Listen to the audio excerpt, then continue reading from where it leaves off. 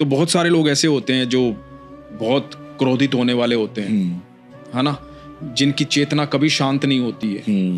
Non veg खाएंगे, शराब पिएंगे, झगड़ा करेंगे, एक दूसरे को मारेंगे, पीटेंगे, गाली गलौज करेंगे, इस तरह का व्यवहार होगा। एक होगा बड़ी शालीनता के साथ रहेगा, शांत रहेगा, मन शांत रहेगा, जिसके साथ बैठेगा उसको भी शांत कर देगा, है ना। अलग अलग स्वभाव है। बिल्कुल।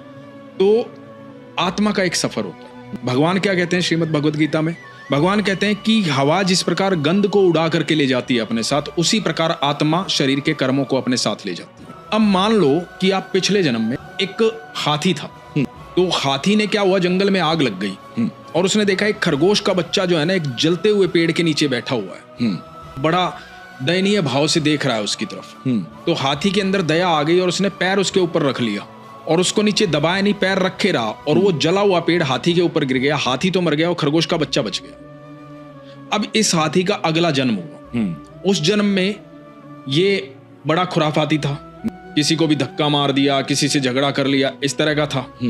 ठीक है, मस्त मोला था, अपने स्वभाव में रहता था, कभी कभी भड़क भी जाता था, उस तरह से रहता था। लेकिन अचानक से है ना, वो महात्मा बुद्ध का सत्संग सुनने लगा, महात्मा बुद्ध के विचार सुनने लगा।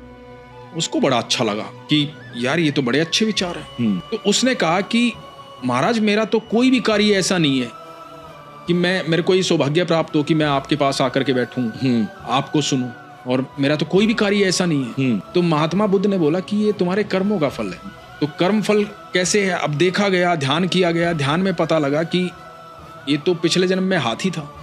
इसने एक अच्छा कर्म किया था जिसकी वजह से इसको मनुष्य योनि प्राप्त हुई, खरगोश के बच्चे को बचाया। तो वो जो संत मिले, वो महात्मा मिले, ये मिले उस एक अच्छे कर्म की वजह से।